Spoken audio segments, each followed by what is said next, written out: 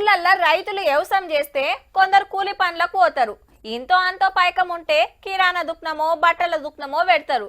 కొందరు కుల వృత్తులు చేసుకుంటారు. పెద్ద చదువులు చదివి కొందరు సర్కారు నౌకర్లు కొడతారు.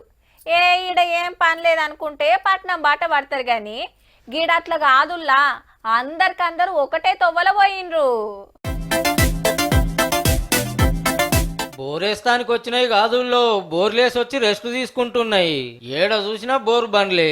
నల్గొండ జిల్లా ఇడికుడ ఊర్లో అందరికందరు బోర్లేసే పనే చేస్తుంటారు. మరి ఆ ఊర్లో ఒక 300 ఇండ్ల దాకా ఉంటాయి. 300 ఇండ్లకు 300 మంది డ్రైవర్లు గాని వర్కర్లు గాని ఇంటికి ఒకరు లేదా ఇద్దరు, అందరికి ఆధారం మాకు బోర్ బండే. 4 వాడలు చూస్తుండని ఊర్లో 40కి మీద ఉన్నాయంటే చూడురిగా.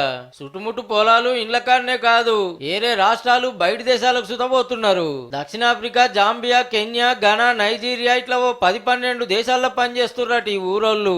వీళ్ళు గాలి మోటార్లలో పోతే బండ్లు షిప్పులలో వస్తాయట. ఎవరు వేయలేని అసలు బోర్లు కూడా హైడ్రాలిక్ డిటిహెచ్ కాకుండా మట్టి పంప రూటర్ రిగ్గుతాడు కూడా అక్కడ 1000 ఫీట్ల వరకు రిగ్గులేసి అక్కడ ఉన్న ప్రజలకు నీరు అందిస్తారు మా ఊరు ఆపరేటర్లు. అది వాళ్ళ నైపుణ్యత. మొదలు ఒకరిద్దరు డ్రైవరు ఆపరేటర్లుగా పోయి పని నేర్చుకొని ఓ బండి కొన్నారట. ఆమ్దాని మంచుకుండే వరకు ఒకరిని చూసి ఒకరు ఇదే తొవ్వలో పోయిండ్రు.